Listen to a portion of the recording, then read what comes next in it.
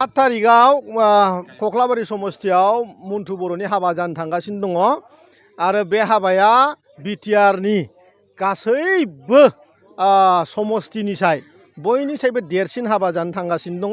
50,000 रायजोफ्रा इउपिपिएलनो भट होनानै मन्थु बर'खौ देरहानो थांगासिनो दं आरोखि। इसुहा बेवहाय जेबो गैया। प्रमद बर'नि दैदेननायाव मोनसे गोदान समाज जानो थांगासिनो दङ। सोरांनाया खोमसिया थांबाय, सोरांनाया फैनो थांगासिनो दङ। समाजखौ बदलायनायनि जि थांखिजों जों खामानि मावगासिनो दङ।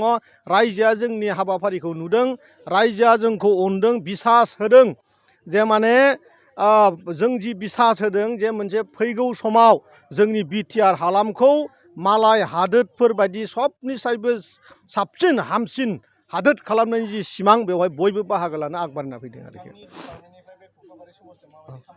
आंनि डिपार्टमेन्टनिफ्राय आं जिहेतु ना फिनाय, दाउ फिनाय, अमा फिनाय बे हाबाफारिखौ आं नायो। गतिके आङो बे बाराव बुंदों जे जोंहा 2000 सेल्फ हेल्प ग्रुपनो जोङो बे बाराव दाउ फिनाय, हांसो फिनाय, अमा फिनायनि जोङो स्किम लानानै दङ। गतिके बे हाबाफारियाव जेन गासैबो जोंहा सेल्फ हेल्प ग्रुपफ्रा जाहाथे लैहोर लैहोर फैनानै दाउ फिनाय, अमा फिनाय, हांसो फिनायखौ गावनि जिउनि मोनसे बाहागो हिसाबै लाफानानै जोंनि जि बिटिआर हालामखौ रांखान्थियारि जौगानायाव जाहाथे माने मदद होयो बेखौ जों खावलायगासिनो दं आरोखि। जोङो मोनसे खोथाखौ रोखायै बुंखागोन, जोङो 75,000 नङा दिनैनि दिनाव जोङो 20 लाख करि थाखा जों फैगौ दिनाव होनो थांगासिनो दङ। गतिके 75,000नि सायाव दिनै रायजो राजाया बिराद गोसो गैलिया।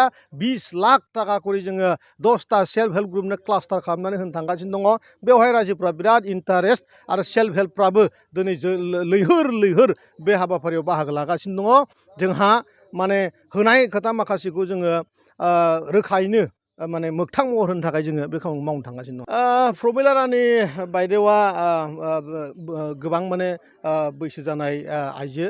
गतिके बिथांनि जि माने सानखांथि गोहो जायखौ जों मेलेम बुङो, बे मेलेमनि जि मेम'रि थायो बे मेम'रिया बिराद माने ल' क्वालिटि जालांबाय, माने कुवान्टिटियाबो खमायलांबाय हयथ'। बेनिखायनो एथ'राब माने दिनैनि दिनाव जि माहारि जौगाथाय माहारि बेखौ बिथाङा सार्भ खालामनो हानाय बेहा जेबो पावार गैलिया। गतिके आं सानो बेफोरबायदि मिनिंलेस भाषाफोरजों आरो जोंनि रायजो राजाफ्रा जेबो माने गुरुत्त' होलिया आरोखि। 3 मासनि भितराव जोङो जुदि हानि पाट्टा होनो हायाबा जोङो कख्लाबारि बे ओनसोलाव, बे दिहिरा ओनसोलाव, दाउधारा ओनसोलाव जों आरो फैगौ दिनाव राजखान्थि खालामला होननानै जों रायजोनो खोथा होदों आरो बे खोथाखौ जों थाजिम महरै जोङो रायजोनो खोथा होना दोनदों आरोखि। बे खोथाया सैथो।